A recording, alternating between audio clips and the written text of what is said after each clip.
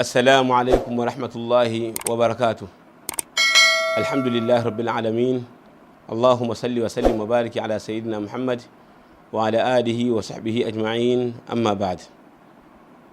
Leo ndugu zangu Waislamu, tutazame hukumu ya funga kwa mwanamke mwenye mimba mjamzito na mwanamke mwenye kunyonyesha.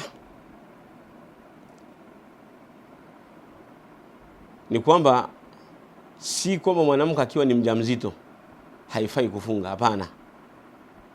Hapana, mwanamke akiwa mjamzito anafunga kama kawaida. Na si kwamba mwanamke akiwa ananyonyesha kwamba haifai kufunga, abadan. Hilo jambo lazima wanawake mlielewe. Haina maana kwamba wewe ukiwa ni mjamzito kwamba haifai kufunga. Kwamba mimi bwana mimi ni mjamzito sijafunga, hapana. Si kwamba wewe haifai kufunga au unaruhusiwa kula kwa kuwa wewe ni mjamzito au unaruhusiwa kula kwa kuwa unanyonyesha, hapana, hauruhusiwi.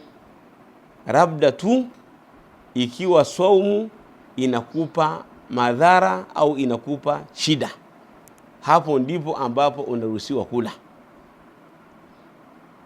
Narudia tena, haifai kwa mwanamke mjamzito au anayenyonyesha kufungua au kutofunga Ramadhani. Ni wajibu kwa mwanamke mwenye mjamzito na anayenyonyesha, ni wajibu kwa wao kufunga kama watu wengine.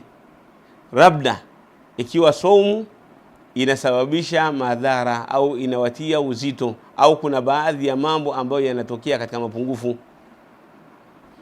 Sasa ikiwa mwanamke kuna mambo yanatokea kwa sababu ya saumu, hadi ya kuwa ni mjamzito au akawa yeye ni mnyonyeshaji, ananyonyesha, akawa ameogopea katika nafsi yake na mtoto wake kwamba nikifunga kuna madhara yatanipata mimi mwenyewe na yatampata mtoto, na iogopea nafsi yangu na mtoto wangu, hukumu yao ni hukumu ya mgonjwa ambaye anatarajiwa kupona. Kwa hiyo itafaa kula, lakini baadaye inatakiwa kulipa. Itafaa kula na inatakiwa kulipa. Na as-sahih kwa kauli miongoni mwa kauli za watu wanachuoni kwamba yani hamna tafsiri katika haya masala, kwa sababu baadhi ya wanachuoni wamesema kwamba ikiwa anamwogopea mtoto wake peke yake kwamba atalipa na atadisha, lakini kauli ambayo ni sahih kama walivyoelezea baadhi ya ahlul ilmi, baadhi ya wanavyuoni, kwamba atalipa tu. Kwa hiyo itambulike hivyo ndugu zangu Waislamu. Wallahu ta'ala a'lam wa sallallahu wa sallam wa baraka ala nabiyina Muhammad wa ala alihi wa sahbihi ajma'in.